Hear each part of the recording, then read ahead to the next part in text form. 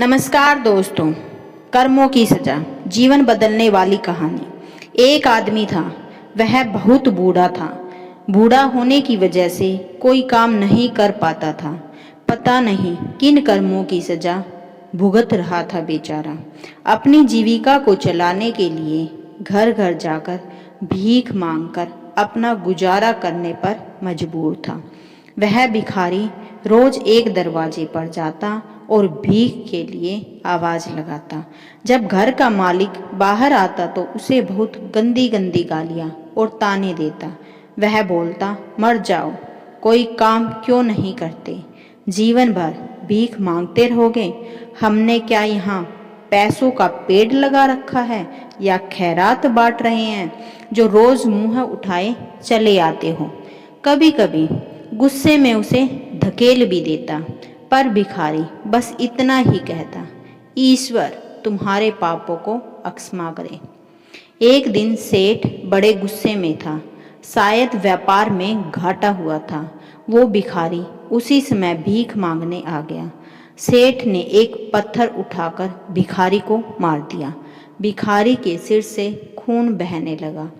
फिर भी उसने सेठ से कहा, ईश्वर तुम्हारे पापों को अक्षमा करें, और वहां से जाने लगा।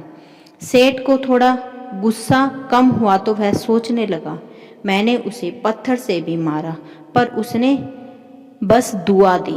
इसके पीछे क्या रहस्य है? जरूर इसकी जीवन में कुछ तो घटना हुई है, जानना पड़ेगा।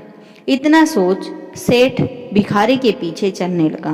भिखारी जहां भी जाता, सेठ उसके पीछे जाता।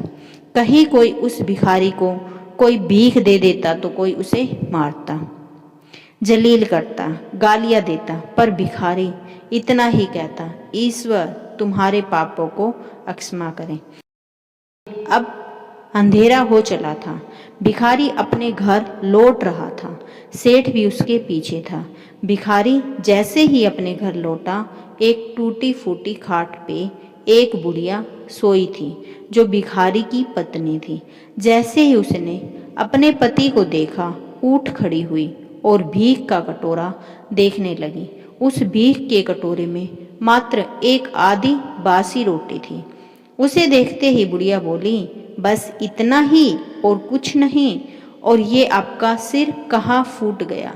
भिखारी बोला, हाँ बस इतना ही, किसी ने कुछ नहीं दिया, सबने गालियां दी, पत्थर मारे, इसलिए ये सर फूट गया।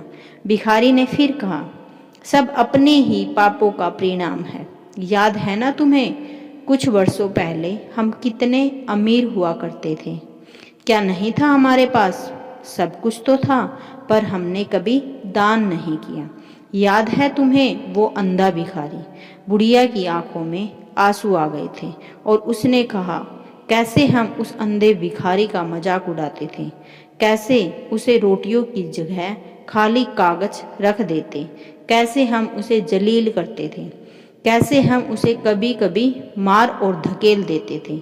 अब बुढ़िया ने कहा, हाँ सब याद है मुझे, कैसे मैंने भी उसे राह नहीं दिखाई और घर के बने नाले में गिरा दिया था। जब भी वहाँ रोटियां मांगता, मैंने बस उसे गालियां दी। एक बार तो उसका कटोरा तक फेंक दिया। और वो अंधा भिखारी हमेशा कहता था, तुम्हारे पापों का हिसाब ईश्वर करेंगे, मैं नहीं। आज उस भिखारी की बद्दुआ और हाय हमें ले डूबी। फिर भिखारी ने कहा, पर मैं किसी को बद्दुआ नहीं देता, चाहे मेरे साथ कितनी भी ज्यादती क्यों ना हो जाए, मेरे मुंह पर हमेशा दुआ रहती है। मैं अब नहीं चाहता कि कोई और इतने बुरे दिन देखे। जिसने भी मेरे साथ अन्याय किया, मैं उसको भी दुआ देता हूँ, क्योंकि उनको मालूम ही नहीं कि वो क्या पाप कर रहे हैं, जो सीधा ईश्वर देख रहा है। जैसे हमने भुगती है, कोई और ना भुगते। इसलिए मेरे दिल में बस अपना हाल देख बस दुआ ही निकलती है। सेठ चुपके चुपके सब बातें सुन रहा था। उसे अब सारी बात समझ आ गई थी। दोनों पति पत्नी ने अब आधी रोटी को मिलकर खाया और प्रभु की महिमा पर बोलकर सो गए। अगले दिन वह भिखारी भीख मांगने सेठ के यहाँ गया। सेठ ने पहले से ही रोटियां निकाल कर रखी थी। उसने भिखारी को दी और हल्की सी मुस्कान भरे स्वर में कहा, माफ़ करना बाबा, गलती हो गई। भिखारी ने कहा, ईश्वर तुम्हारा भला करे, और वहाँ से चला गया।